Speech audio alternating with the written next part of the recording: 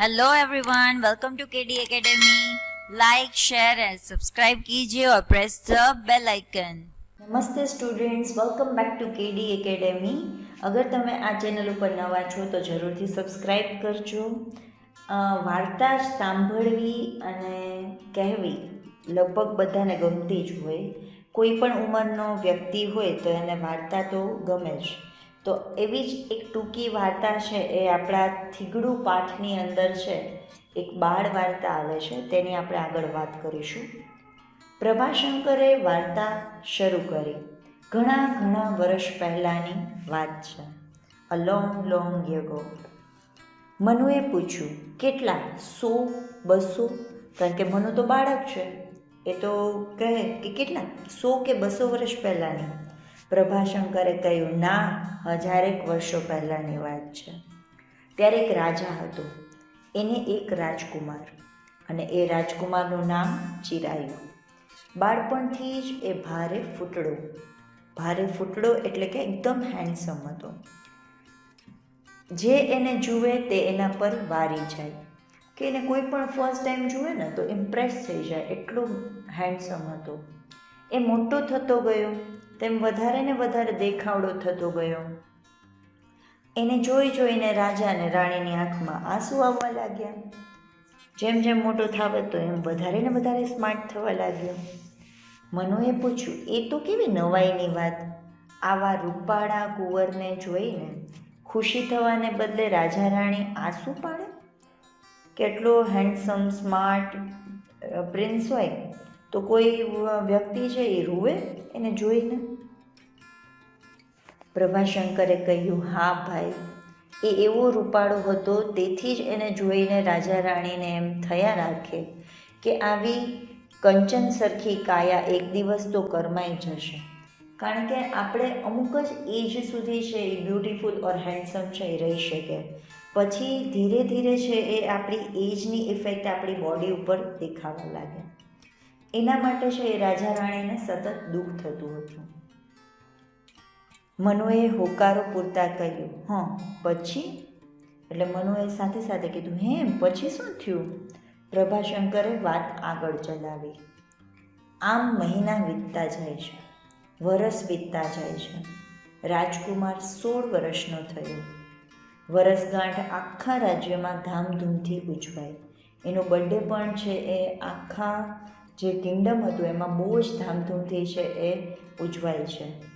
એ જ વખતે રાજાને કાને વાત પહોંચી, કે રાજાને ખબર પડી કે રાજધાનીમાં કોઈ મોટા ચમત્કારી સિદ્ધ પુરુષ આવ્યા છે, કે આપણું જે કિંગડમ છે ને ત્યાં કોઈ એક મહાન પુરુષ આવ્યા છે, મહાપુરુષ, કે જે એકદમ ચમત્કારી છે. નગરની બહાર મોટા વડની છાયામાં તેઓ ધૂણી ધખાવીને બેઠા હતા. રાજા અને રાણી તો એમની પાસે ગયા. સોનાના થાળમાં ફળ ધરીને કહ્યું, મહારાજ, અમારી એક ઈચ્છા પૂરી કરશો?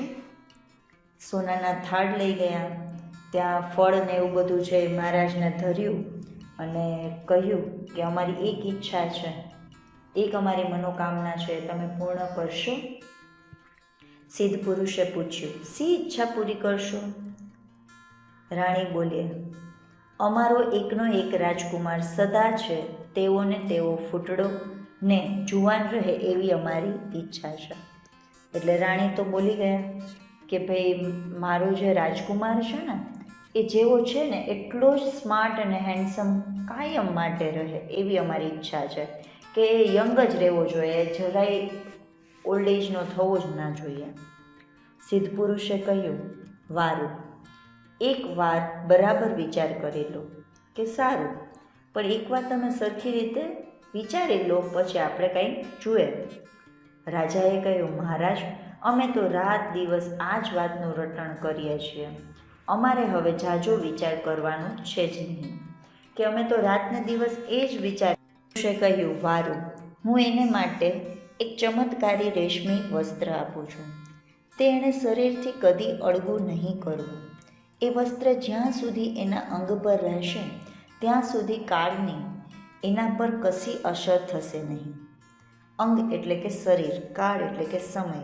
કે સમયની એના પર જરા પણ અસર થશે નહીં એવું હું તમને એક મેજિકલ ક્લોથ આપું છું કે જેને બોડીથી ટચ કરીને જ રાખવાનું. એની કાંઈ સહેજ પણ કરમાશે નહીં. જો આ મેજિકલ ક્લોથ એના ઉપર રાખશે તો એ બિલકુલ પણ છે એજેડ થશે નહીં. રાજા અને રાણી આ સાંભળીને હરખથી ઘેલા થઈ ગયા. એમણે લડીને સિદ્ધ પુરુષની ચરણરજ માથે ચડાવી. લડીને એટલે કે એ નીચે નમ્યા અને એમની જે ચરણરજ જે પગ પાસે ધૂળ હોય એ માથે ચઢાવી. સિદ્ધ પુરુષે પછી કહ્યું, પણ એક વાત છે, જો તમારા બેમાંથી કોઈને એને વિશે સહેજ સરખો પણ ખરાબ વિચાર આવશે તો એ વસ્ત્રમાં કાણું પડશે. એટલે આગળ સિદ્ધ પુરુષે કહ્યું, જે મહાન પુરુષ હતા એમણે કહ્યું કે જો તમને તમારા છોકરા પ્રત્યે જરાક પણ ખરાબ વિચાર આવશે તો છે એ પોતે એમાં વસ્ત્રની અંદર કાણું પડવા લાગશે.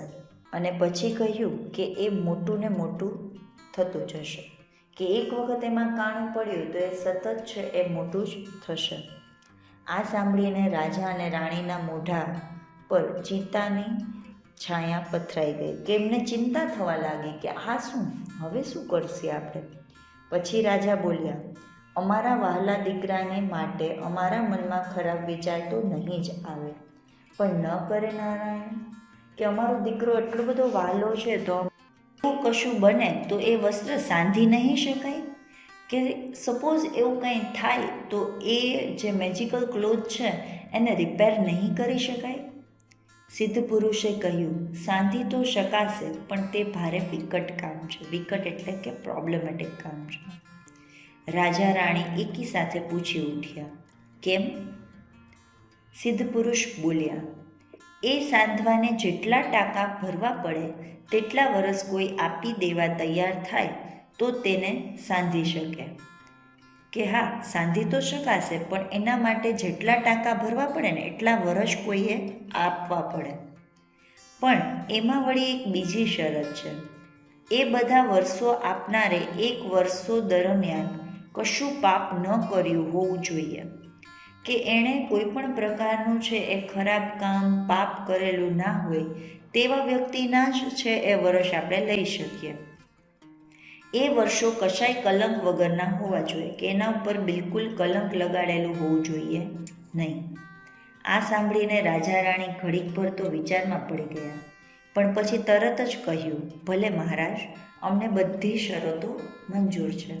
કે કહે કે વાંધો નહીં, ચલો રહેવા દો, અમને બધી શરત મંજૂર છે. સિદ્ધ પુરુષે કહ્યું, હજુ એકવાર વિચાર કરી લો.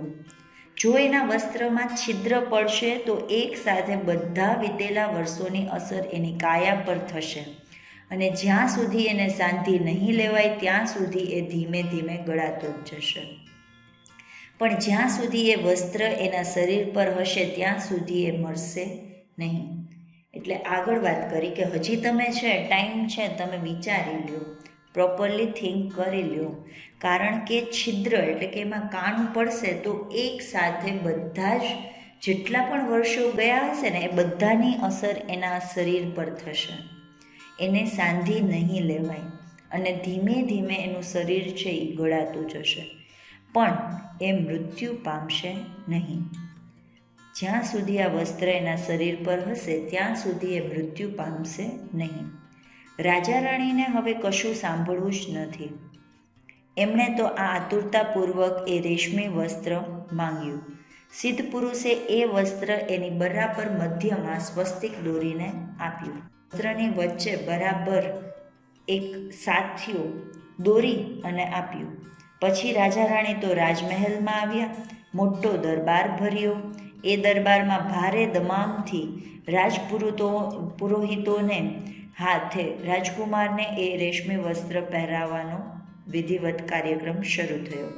કે જે રીતે રાજપુરુષને છે એ રાજપુરોહિત એટલે કે જે દરબારમાં મોટા મોટા જે બ્રાહ્મણો હોય એમના હાથે રાજકુમારને આ વસ્ત્ર પહેરાવવાની વિધિ શરૂ થઈ. મનુએ પૂછ્યું, પછી? પ્રભાશંકર બખિયા ભરતા ભરતા બોલ્યા, પછી તો વરસ પછી વરસ વીતતા જાય છે.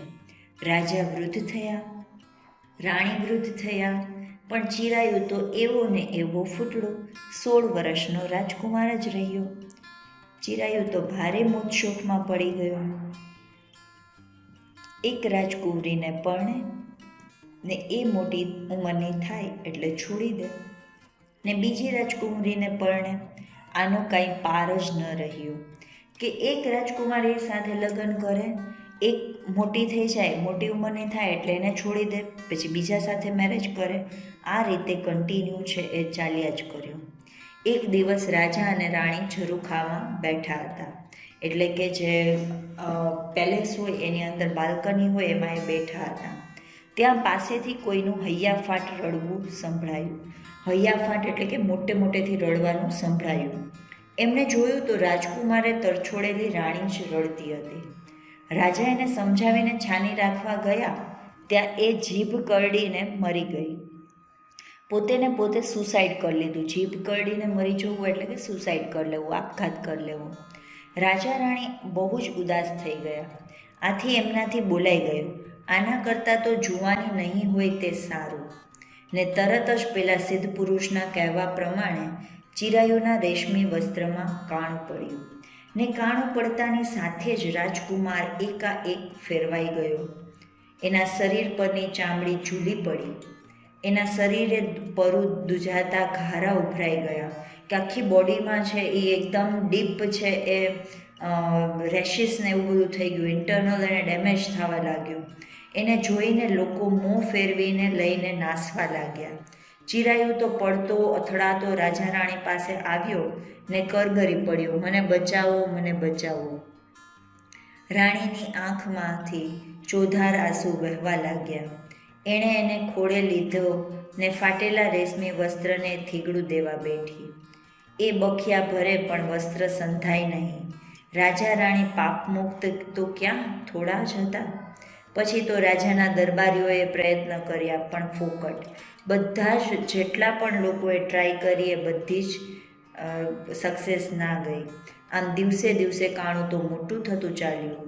એને સાંધવા જેટલા કલમ વગરના વરસ કોની પાસે હોય. રાજા અને રાણી તો કુંવરની દશા જોઈને મરણ શરણ થયા અને રાજા અને રાણી તો છે મૃત્યુ પામ્યા. પછી ચિરાયુ તો નીકળી પડ્યો. મનુએ પૂછ્યું, પણ એણે એ વસ્ત્ર ઉતારીને ફેંકી કેમ ન દીધું?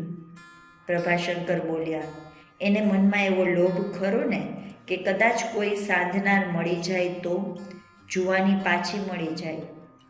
લોકો કહે છે કોઈ વાર રાતના અંધારામાં લથડતે પગલે કોઈ સાવ ખખડી ગયેલો ડોસો ચિત્રે હાલ દશામાં આવીને આંગણે ઊભો રહે છે ને બોલે છે, થીગડું મારી આપશો? પછી સહેજ રાહ જોઈને ઊભો રહે છે. જવાબ ન મળતા આખરે ચાલ્યો જાય છે.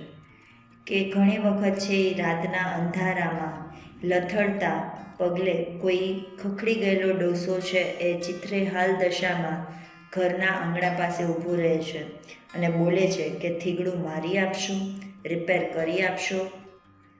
પણ પછી રાહ જોઈને જવાબ ન મળતા તે ત્યાંથી ચાલ્યો જાય છે. મનુ વિચારમાં પડી ગયો. થોડી વાર સુધી એ કશું બોલ્યો નહીં. પછી કશોક વિચાર આવતા એની આંખ ચમકી ઉઠી ને બોલી ઉઠ્યો, દાદા, તમે તો મોડે સુધી જાગતા ઓટલે બેસી રહો છો. તમને જો એ કોઈ વાર દેખાય તો મને બોલાવજો. આપણે બે મળીને એનું રેશમી વસ્ત્ર ઉતારીને ફેંકી દઈશું. પછી એને રખડવાનો તો મળશે ખરું ને? કે આપણે છે ને તમને રાત્રે તમે મોડે સુધી ત્યાં બેસી રહો છો ને, તો જો તમને એ મળે ને તો જરૂરથી એને મારી સાથે મળાવજો. તો આપણે બંને ભેગા થઈ અને એનું એ વસ્ત્ર છે એના શરીરથી અલગ કરી દઈશું. પ્રભાશંકરે કહ્યું, હા.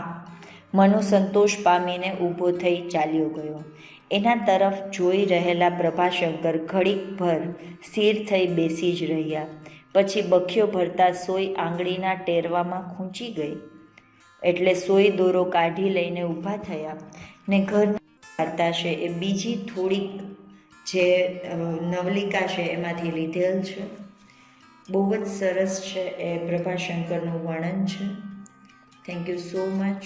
Keep sharing, keep watching. By.